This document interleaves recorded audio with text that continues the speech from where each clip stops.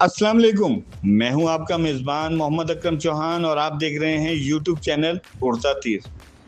क्या कहें जनाब, आज हर शख्स अपना अपना पुजारी, अपने अपने सनम कदे में अपने बुत की परस्तिश जारी। अगर कभी इख्तलाफी नोट पर कोई बात कर भी दी जाए तो आईना उनको दिखाया तो बुरा मान गए, ज़रा सी बात पर हम उनके अंदर का हाल जान गए। तो जनाब, शीशे के घर में बैठकर दूसरों पर तनकीद और इल्ज़ामात के तीरों की बारिश करने वाले अपने आदिल राजा मुबैना तौर पर बहुत ही छोटे दिल के निकले।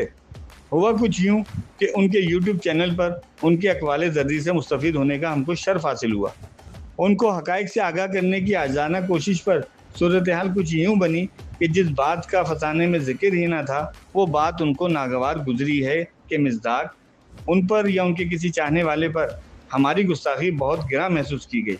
हम यहाँ पर अपने उन 2-4 तबसरों के स्क्रीनशॉट भी शेयर कर रहे हैं ताकि सनद रहे और बवक़्ते ज़रूरत काम आए। बहुत सारे तो इस खौफ के तहत डिलीट कर दिए गए कि कहीं उनके नाज़रीन ख्वाब गफलत से जाग ना जाएं। नतीजे के तौर पर हमारे व्हाट्सएप पर एक कॉल मौसूल हुई जिसमें सिर्फ इतना कहा गया कि इंसान बन जाओ इंसान, और फिर कॉल ख़त्म कर दी गई।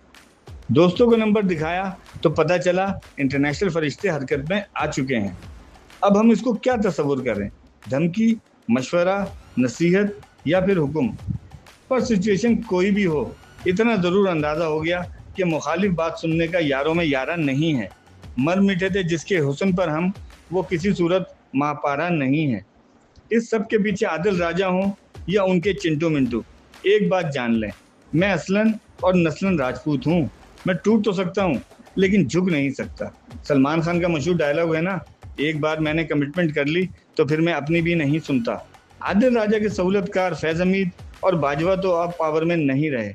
आसिम मुनीर ने उसको मुंह न लगाया तो खिसियानी बिल्ली खंबा नोचे के मिज़दाक 3 साल से ज़ायद अरसे से वो इंतहाई घटिया इल्ज़ामात लगा रहा है, जिससे सिर्फ और सिर्फ मुल्क की बदनामी हो रही है और भारत का फ़ायदा। मार्का हेड में जूते खाने के बाद अब पड़ोसी ओछेपन पर उतर आया है। हमारी फ़ौज का तो वो कुछ नहीं बिगाड़ सका, लेकिन चंद यूट्यूबर्स की सरपरस्ती करके वो पाकिस्तान में अनारकी का ख्वाहिशमंद है। बात शख्सियात की नहीं, वो तो आती जाती रहती हैं। मामला वतन अजीज़ का है। अगर आप अपने ज़ाती बदले बराबर करने की कोशिश में दुश्मन के अलायकार बन जाएं, तो इससे बढ़कर बदकिस्मती हो ही नहीं सकती। मुझे भी अपनी मुल्की क़यादत से बेशुमार शिकायत हैं।